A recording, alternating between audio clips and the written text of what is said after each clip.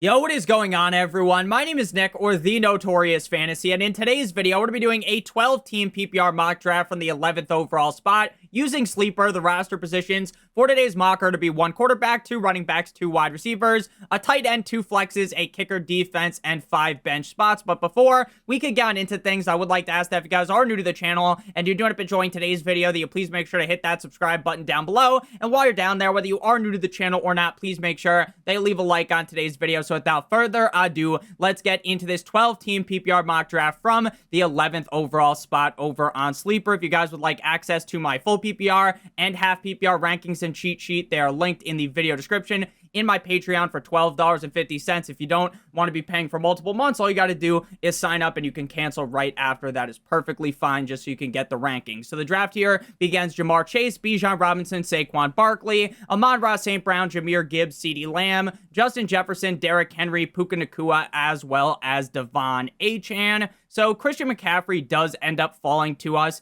at the 11th overall pick. Christian McCaffrey is without a doubt the most decisive player in fantasy football this season. I am very much banging the drum for Christian McCaffrey. I think he has the highest amount of upside of a late first round pick. This is the guy that we have seen put up monstrous numbers over his career, like his name was Frankenstein. And while there definitely is some injury risk if he doesn't end up getting hurt, he can not only be the RB1, but he could be the RB1 by 30, 40, 50, 60 more points than the RB2 in fantasy football. So I am all over Christian McCaffrey pause this season, but since Christian McCaffrey normally, in my opinion, would be gone by now, I think the decision, in my opinion, will be on Malik Nabers, Ashton Jeanty, Nico Collins, Brian Thomas Jr. We're just going to go ahead here and start with Malik Nabers. I know Malik Nabers has been dealing with this toe injury for a while, dating all the way back to LSU, but he's always been able to play through it. He's been dealing with a back injury as well, but he has been practicing, so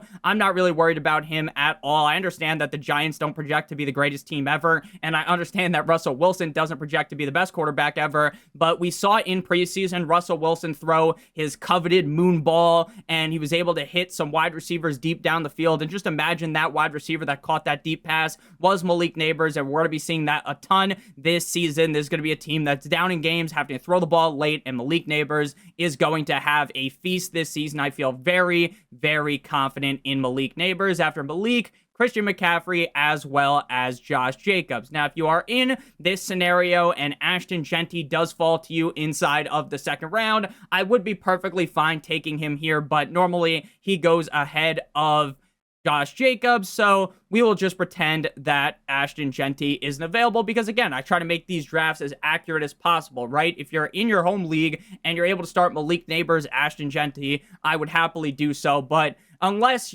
Team 12 is the biggest Packers fan ever, they show up to your draft wearing one of those fucking cheesehead things, and they're rocking an Aaron Rodgers or Brett Favre jersey, then I don't think Josh Jacobs is going to go there. So for me, it's between Nico Collins, Brian Thomas Jr., and Drizzy Drake London. I think BTJ is a little bit safer than a guy like Nico Collins, just because the Jaguars offense, in my opinion, just projects to be a little bit safer than the Houston Texans. But I love CJ Stroud. I understand CJ Stroud was on a bit of the struggle bus last season, but I think he's going to bounce back in a big way this year. I get the Houston Texans don't have the most elite offensive line out there. They actually have one of the worst, if not the worst, but I think CJ Stroud's going to continue to force the ball to Nico Collins. We saw, even with the shit tier offensive line last season, Nico Collins performed quite well when healthy, so I feel very confident in Nico Collins. And honestly, there's a strong argument to be made that Nico Collins should be going inside of the first round. After Nico, Ashton Jeanty, BTJ, Brock Bowers,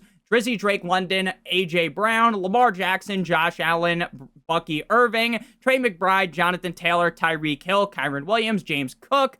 Then we see Lad McConkey, Chase Brown, JSN, Breece Hall, Jaden, Stormy Daniels, Tee Higgins, as well as Jalen. Stop, it hurts. So we're back up on the clock here. Interesting to see Chase Brown fall into the middle of the third round. Honestly, by the time a lot of you guys do your fantasy drafts over the next week or two before the start of the season, Chase Brown to me is basically a stone cold lock to go in the end of the second round. And if he ever escapes the second round, I can guarantee you he's getting picked at the 3-1, the 3-2, or the 3-0-3. So 2 tight ends off the board.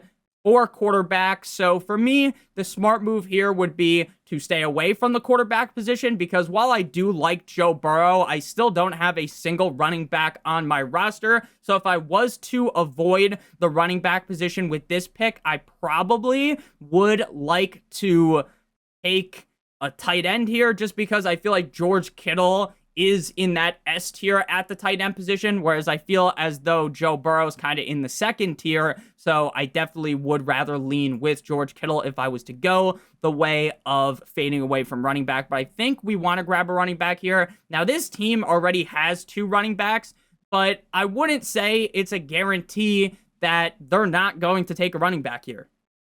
People start with 3 running backs, 4 running backs all the time. If you are in a 2 flex league, do I necessarily think that is the best strategy possible? Fuck no, baby. But obviously, if the value falls to you, it definitely could work. So here, we're going to go ahead and grab Omarian Hampton. I think Omarian Hampton will be more of an early 3rd round pick, but frankly, I've thought that for the last month, and his ADP continues to kind of stay stagnant inside of the 4th round. I think a lot of smart people would be taking Omarian Hampton over Breece Hall, but at the same time, if his ADP still hasn't moved, and we're already almost at the end of August, I know it's creeping up, but it's still not even in the 3rd round, I think you may be able to get Omarian Hampton here in your home league. And if you're like, Nick, I could never get Omarian Hampton here, my league is too sharp, then you could just replace him with Kenneth Walker or TreVeyon Henderson, in my opinion, or Alvin Kamara. So we're going to go with Omarian Hampton here, and then the computer goes with Alvin Kamara and Marvin Harrison. Exactly what I was saying. And people in the comments will be like, Nick, you're drafting up against computers. That's why they take 3 running backs. I am in so many leagues with people that I genuinely think are good at fantasy football, and starting with 3 running backs is not that crazy at all. Now, we're back up on the clock here, and I'm going to go TreVeyon Henderson. We're going to start with both of our running backs being rookies. Now, maybe that does impact our early season projections, right? Maybe early on in the season, our team is all aboard the struggle bus because maybe TreVeyon Henderson starts a little bit slow. I don't expect Omarian Hampton to. The report is that Najee Harris might be good to go for week 1. I'd like to see that. I genuinely don't think that's possible at all because the guy still hasn't practiced and we're less than 2 fucking weeks away from the season. Now, maybe they do roll him out there in a limited fashion. That's definitely possible, but I think Omarian Hampton's the clear lead back at this point. So I feel very confident in Hampton. I feel very good about TreVeyon Henderson. Every single report out of camp is just oogling and ogling about TreVeyon Henderson. Every single report is nothing but positivity. So I feel very good about TreVeyon Henderson's projection in 2025. I think if you wanted to take Walker or Hubbard or James Conner ahead of him, that would be perfectly fine with me. But I am starting to really fall in love with drafting TreVeyon Henderson here. Again, I've said this a million times, but when I watch this guy play, to me, he looks like Jahmyr Gibbs. He really has that crazy elite pass catching ability. He's got some great burst. I'm very excited to see what he does in New England, but there is still the worry of, hey, Josh McDaniels, a certified dumbass. Maybe Josh McDaniels doesn't implore him correctly or deploy him correctly early on in the season, and that ends up hurting. I know that TreVeyon Henderson's going to get vultured by Ramondre Stevenson in the red zone every once in a while, but I still do feel very good about him, especially in a full PPR league where catching passes is so important for running backs. I think TreVeyon Henderson is going to flourish here, and we did end up avoiding drafting George Kittle there. I would have been perfectly fine taking Kittle there and just having one running back through the first 4 rounds. So if you're like, Nick, Omarian Hampton would not have been there, you can just replace him with George Kittle. I don't think in a lot of home leagues, Henderson's going to be going inside the 3rd round. I think maybe in your sharper home leagues, maybe, but in like your average league, I don't think he's going inside the 3rd round. After TreVeyon Henderson, Garrett Wilson, Mike Evans, Kenneth Walker, James Conner, Joe Burrow, George Kittle, Chuba Hubbard, Sam Laporta, Devontae Adams, DK Metcalf, Rashee Rice, Terry McLaurin, DJ Moore, Isaiah Pacheco, Zay Flowers, Cortland Sutton, Xavier Worthy, George Pickens, Pat Mahomes, as well as David Montgomery. Now today is the 25th, and we still don't have any news on Terry McLaurin signing the contract. Now, again, I have been talking about how we have to just keep moving him down until he eventually signs that contract or until he eventually gets traded. Now, in my heart of hearts, I do genuinely believe that Terry McLaurin will sign with the Washington Commanders. They will get a deal done, and his John Hancock signature will go on to the paper with one of those feather pens. But ultimately, right now, we are knocking on the door of the season. FBI open up, and Terry McLaurin still hasn't signed, and that really does scare me. Again, I think he will, but I don't think it's a guarantee. A lot of people are starting to sour on DJ Moore, which is pretty interesting, just because there's really no news about DJ Moore, right? You're hearing the owner of the team talk up Luther Burden. You're hearing the coach give the Suka Lamink special, the Gawk Gawk 9000 for Rome Odunze, but you're hearing nothing about DJ Moore. But to me, I think DJ Moore's probably still the #1 receiver on this team. He's getting touches out of the backfield. I think his fall is just reactionary to everyone hearing so much about everyone else and hearing basically nothing about DJ Moore. And sometimes hearing nothing could be a good thing. Now, we're up in the 5th round here, and to me, the clear pick would be to get Tetairoa McMillan here. He is still listed as questionable. He has been missing practice, but based on everything that I've read, doesn't seem to be super serious. He's going to be fine. So I'm not really worried at all. There are no concerns about his availability for week 1. I love the Carolina Panthers offense. I really think Bryce Young is going to take another step up in 2025. He looked incredible down the stretch of last season. And if we saw Adam Thielen putting up big numbers, imagine what a young guy like Tet McMillan, a great prospect, a high caliber NFL draft pick, is going to be able to do as Bryce Young's #1 wide receiver. I feel very confident in him. After Tet McMillan, Baker Mayfield, as well as RJ Harvey. But before we make our next pick, I would like to give you guys a quick word for our friends, our partner over at Underdog. If you're brand new to Underdog, sign up using promo code Notorious or by clicking on the link in the video description. You will get a free pick plus a first-time deposit offer of up to $1,000 in bonus funds, as well as getting my draft guide sent to your email the very next day for free, as long as you deposit $10 and play through that. If you're new to Underdog, you're like, Nick, what is Underdog? Well, they have the best ball platform in the world. You're like, Nick, what is best ball? Best ball is the best part about fantasy football. It's the draft, and that's it. There's no waivers, no trades, no in-season management. Underdog automatically puts the highest scores into your lineup at the end of every single week. So make sure you guys do check that out. Their biggest tournament's going to be Best Ball Mania. $15 million in total prizes, $25 to enter, $2 million to first place. If you're like, Nick, I don't really want to be putting in $25 to do a bunch of drafts, so you can join the puppy. $5 to enter, $100,000 to first place. Make sure you guys do check that out. Come draft with me on Underdog, promo code Notorious. And if you would like my rankings and you're already on Underdog, or you don't want to sign up to Underdog, then just check out the Patreon link in the video description. So we're back up on the clock here, and this is now the point in the draft where you might legitimately have to reach to get a Emeka Egbuka. Now, I think around the 6-7-ish, 6-7 pick here in either the 6th or the 7th round is where I would need to take him. Now, I still have Calvin Ridley ranked ahead of him. I still have Stephon Diggs ranked ahead of him, but I do like Emeka Egbuka a ton.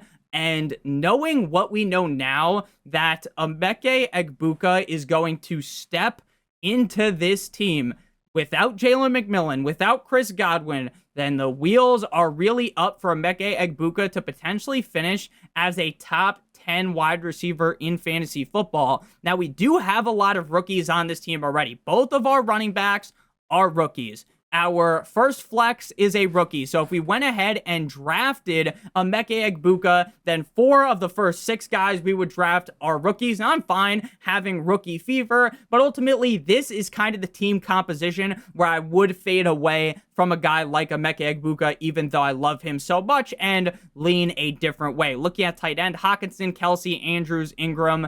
I love TJ Hawkinson. I think TJ Hawkinson's going to have a very good year in Minnesota with JJ McCarthy, but ultimately, why draft Hawkinson here when Mark Andrews could fall to us inside the 8th round, or Evan Ingram? To me, it doesn't make too much sense. So we're going to go ahead and draft another wide receiver here. I don't really feel the need to force a running back onto my team. If I want it to be as safe as possible, triple wrap some Durex around my team, I would go with Tony Pollard, because Tony Pollard's probably going to be a top 24 running back yet again. Same thing's the case with DeAndre Swift. DeAndre Swift, to me, is kind of just, you know what you're drafting, right? You're drafting drafting him as like the RB 22, 21, he probably finishes as the RB 21 or 22, right? I just don't see him having that crazy league-breaking, game-breaker, NFL street level upside. So for me, I'm just going to stay with the wide receiver train here and just go best wide receiver available.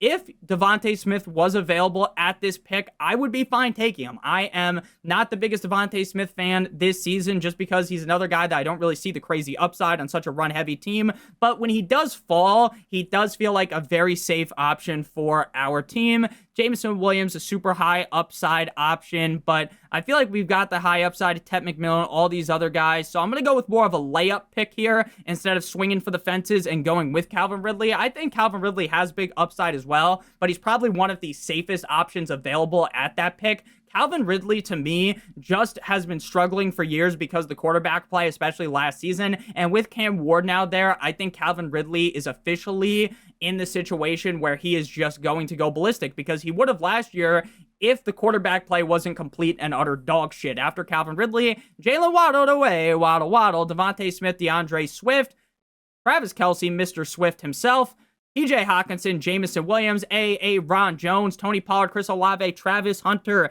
Joe Mixon, Jerry Jeudy, Stephon Diggs, Mark Andrews, Quinshon Judkins, Brian Robinson, Bo Nix, Jacoby Myers, Deebo Samuel, Evan Ingram. It's going to be very funny that a lot of you guys are probably in leagues where B-Rob will still go inside the 7th round because a lot of people, interesting tidbit of information, just draft based upon the rankings on your screen. They might not have done a single ounce of research, and now they probably have no idea he's on the 49ers. They probably think he's going to steal some work from McCaffrey, and they're just going to draft him in the 7th round. It's going to happen. It's just the same reason why Joe Mixon goes in the 7th round of a lot of leagues, and his ADP is continuing to just stay stagnant because people are fucking not looking anything up. They don't know that Joe Mixon might not play for the first 4 weeks of the season. They don't know that maybe Joe Mixon might not play at all this season. I'm not saying that's a guaranteed fact. I'm as much of a doctor as Johnny Sins, but ultimately, Joe Mixon very much worries me. Judkins, he hasn't signed his contract. He hasn't been at training camp, and he's going inside the 7th, the 8th round. It makes no fucking sense. I wouldn't even draft Judkins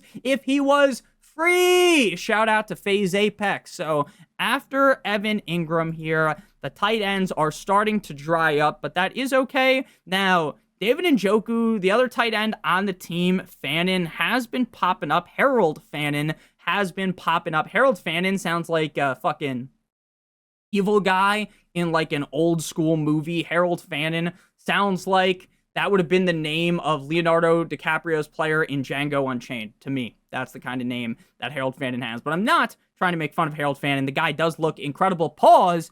But David Njoku, still the guy there. David Njoku put up big numbies when Joe Flacco was the quarterback. So I'm definitely fine taking David Njoku, but I think he will fall to us. This team is in dire need of wide receivers. I don't think they're even remotely thinking tight end if this is a real person. Obviously, we're going up against some fucking robots, some AI, so maybe we end up getting sniped there, but I'm not too worried about that.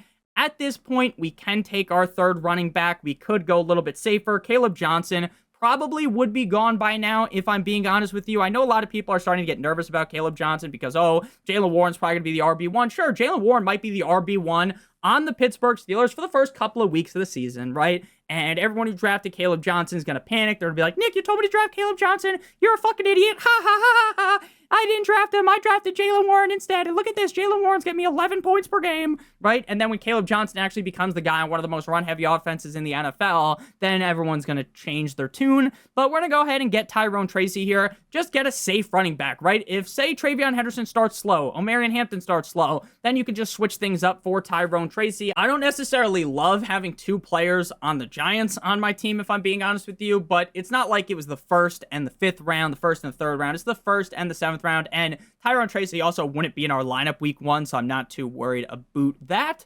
So we're back up on the clock here, and now we're in the range of the rookies, and I do like tight ends here. I do like Tyler Warren a ton, but 1, 2, 3, 4, 5, 6, 7, 8, 9 teams already have a tight end, which means 3 teams do not have a tight end. I'm willing to just punt on Tyler Warren and just take someone else later, to be completely honest with you, even though I do like Tyler Warren a ton and he does appear to be a big piece of this Indianapolis Colts offense. If you wanted to go with him here, I would be fine with that, but I think I'll probably just end up going Tucker Kraft mac and cheese later. Matthew Golden has been rising quickly in fantasy drafts. His ADP might finish in around the 7th round. I was pretty off of Matthew Golden. It was pretty heavy onto Jaden Riley Reed, but honestly, knowing what we know now with Jaden Reed still banged up, with Matthew Golden really popping eyes based upon the beat reporters, based on everything that I've read and how he's looked in all the videos I've seen. And while the guy didn't crack 1,000 yards a single time in college, I do believe that the upside certainly is there for him if he is the lead receiver in the Jordan Love-led offense. So I'm willing to take that risk on Matthew Golden. I probably need to move Matthew Golden up slightly in my rankings. I do have Ricky Pearsall ranked higher than Matthew Golden, but again, we try to do different things in every single video, so I didn't want to go ahead and just draft Ricky Pearsall, Ricky Bullets, Ricky Rolex for the millionth time. Jawan Jennings, I thought I read something the other day about the news being more positive, and then last night we got hit by a punch from fucking Mike Tyson, the left hand of the notorious Conor McGregor, because Jawan Jennings' calf could be placed on the IR. It is reportedly possible that Jawan Jennings could be placed on the IR if there's no contextual or practice resolution soon. So who knows how much it's to contract, who knows how much it is the calf injury, or maybe it's a little bit of both, but that does definitely concern me, and it probably should concern you if you have Jawan Jennings. After Matthew Golden's scar, shout out to Ninja from Fortnite, we got Caleb Johnson, Travis Etienne, Jalen Warren, Slick Ricky Pearsall, I'm a scat man, Jawan Jennings, Jordan Addison Ray, Jared Goff, Kyler Murray, the Short King, Tyler Warren, Justin Herbert, the Pervert, Chris Godwin, Jake Paul, Cooper Kupp, Khalil Shakira, Colston Loveland, Brandon Aubrey, Jordan, the numbers Mason, what do they mean? Philadelphia Eagles, Denver Broncos, as well as Big Cock Brock Purdy. So we're about at the time in the draft where we're going to get iced out at quarterback and tight end if we don't act quickly. So first, we're going to go ahead and get Tucker Kraft. He would be my next highest ranked tight end. I know we have a couple of guys on the Green Bay Packers already. And by a couple, I mean one more, but that's fine with me. Again, I expect the Green Bay Packers offense to operate at a much higher note this year, just knowing the fact that Tucker Kraft's quarterback Jordan Love is healthy to start the season. He then returned, was kind of so-so early on, coming back from that injury that he suffered in Brazil up against the Eagles in week 1 of last season, if you guys remember that. Tucker Kraft, very high value inside the red zone. He probably is their best red zone weapon outside of Josh Jacobs. So when they throw the ball in the red zone, a lot of the time it's going to go to Mr. Tucker Kraft. The guy's always had the ability. We just need to see it a little bit more consistently, because last year there were games where if you had Tucker Kraft, he was able to really be a big reason as to why you ended up blowing the back out of your opponent. After Kraft, Emeka Egbuka again. Egbuka's not going the 9th round unless you're drafting with some certified fucking bozos, the type of guy that puts the left shoe on the right foot, the type of guy that doesn't know shit about fuck. Then maybe Emeka Egbuka, if there's 11 of those guys in your league, but there's probably at least one other person in your league who has the screws not loose, so you probably won't be able to get him at the 9th round. Emeka Egbuka and the Baltimore Ravens defense. So now we're going to go ahead and get our quarterback, because I already know that people are going to draft a backup quarterback before I come back and get mine. Now, I say this in every video, so I'll give you the too long didn't read version for anyone that's watched a million videos.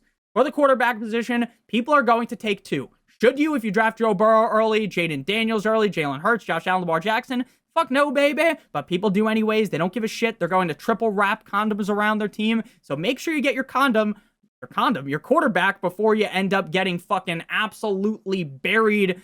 And there's one of those comically large boulder ball thingies chasing you like in Indiana Jones. You got to fall over and grab your hat because it fell off of you. You know what I'm talking about.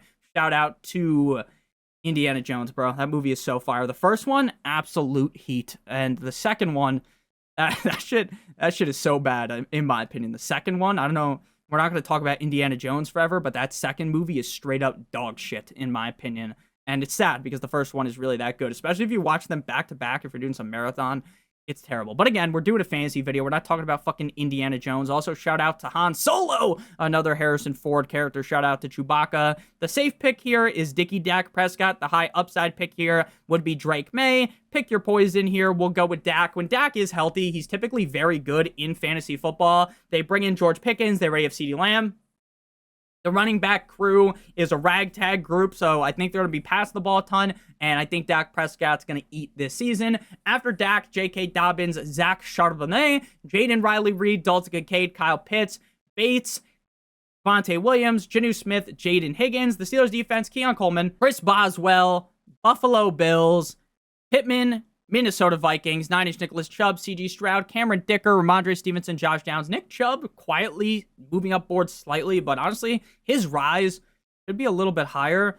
Look, Nick Chubb didn't look very good last year. I told you guys all not to draft him, and people did anyways, but I think Nick Chubb could be a steal, especially if Joe Mixon gets put on the PUP. Now, this is a situation where if you want to draft 2 tight ends, or you want to draft 2 quarterbacks, I'm fine doing it because maybe you don't trust Dak or maybe you don't trust Tucker Kraft as much. I'm good with Dak Prescott, though, so we're probably going to close this out with some running backs and some wide receivers, but we might take a backup tight end, a high upside tight end pick, a guy like Brenton Strange, who I think could have a pretty big season over there in Jacksonville. Brandon Ayuk is just off my board, man. I have no fucking idea. Like, he's going to return in week 6. And he sucked complete and utter donkey cock last season, and he's coming off an injury, and he might come back, and you're like, oh my god, I could start him, it's week 7, I'm so excited, right? And then you play him, and he ends up doing shit for your team, so I am definitely not going to be taking him. I think we'll go running back here first. Let's go ahead and secure Tank Bigsby. If Tank was not available, would have been fine going with Jadon Blue just for the upside of when he returns. Ja'Cory Krosky-Moret, he's now going in like the 7th round, which to me is very, very gross. I'm not paying that price. My buddy Mike, who was in the fantasy football draft vlog that I post on my channel, make sure you guys check that out. He's in a couple leagues just like all of us are, right, with a couple of guys that I know from our high school. And dude, he said Bill Nye the Science Guy, JCM, Uncle Bill, Little Bill went at pick 64. In his league, that is way, way, way, way hyper-inflated, in my opinion. That reeks, in my opinion. So, 12th round now, that's yesterday's price, that's last week's price, that's last month's price. You're not getting him there, so I'm not going to draft him. I'm not going to take the free pick here. Let's go ahead and reach down a little bit, and we'll take Dylan Sampson this time. With the news that Judkins isn't signing, I'm going to have to keep pushing Dylan Sampson up. Him and Jerome Ford should split touches. Now, again, this Browns offense isn't going to be very good. I understand that. But if you do get the RB1, he is flexible. He is startable as your RB2 during bye weeks when you're down bad at running back. So I think that's a fine pick in my opinion. So we have the 2 rookies with a lot of upside with Omarian and TreVeyon Henderson. We got the safety blanket of Tyrone Tracy, and then we're just taking shots down here like our name was Ricky Pearsall with Tank Bigsby and Dylan Sampson. So we're back up on the clock here, and I think we'll close this one out with, we probably need another wide receiver here, in my opinion, because we took 1, 2, 3, 4, 5 running backs, and we need another receiver. We need another receiver, even though I like our receiver core, just for, injury purposes, bye week purposes. Let's go Dante Thornton here, who really seems like the wide receiver 2 over in Viva Las Vegas, even though in the offseason I really thought it was going to be Jack Besh. After Tyquan Thornton, J.J. McCarthy, as well as Tajay Spears. So first, we're going to go with our kicker. We're going to go with my old bitch lame, but my Young Ho Koo kicker of the Atlanta Falcons, Young Wei Koo, however you want to pronounce it.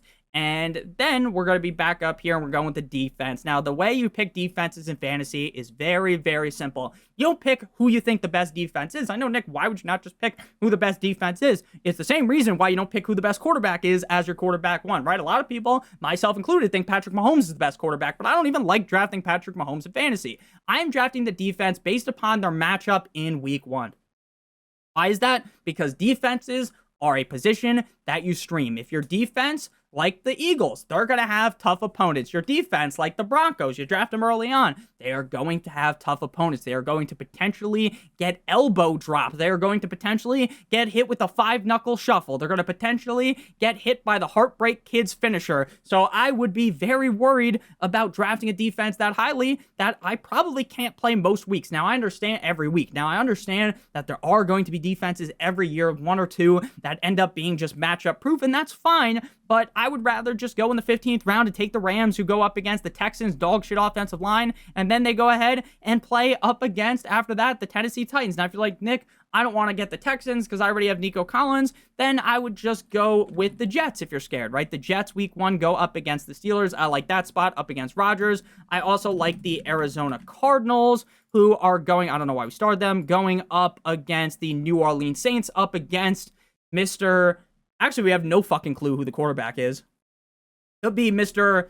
Walmart version of Patrick Mahomes, Spencer Rattler, could be Tyler Shuck. Either way, though, I like the Cardinals. So since we always take the Rams, we'll diversify here and go with the Arizona Cardinals. So our team is fantastic, like the 4. I get that it has a lot of rookies, but I still love it. I'm feeling real nicey about this team. Dak Prescott, Omarian Hampton, TreVeyon Henderson, Malik Nabers, Nico Collins, Tucker Kraft, Tetairoa McMillan, Calvin Ridley, Young Ho Koo, the Arizona Cardinals defense, Tyrone Tracy, Matthew Goldenscar, Tank Bigsby, and Dylan Samson, as well as Dante Thornton. Thank you guys all so much for watching. If you did end up enjoying today's video, please make sure that you do hit that subscribe button down below. Like it owes you some money. I love you guys all so much. Check out the draft guide, link in the video description. Check out Underdog, promo code Notorious. Check out one of the videos on your screen if you haven't seen them already. I genuinely love you guys so much. Thank you guys for all the support recently, and I wish you guys the best of luck in all your drafts. Have a great one. See you guys later with another banger. Good boy.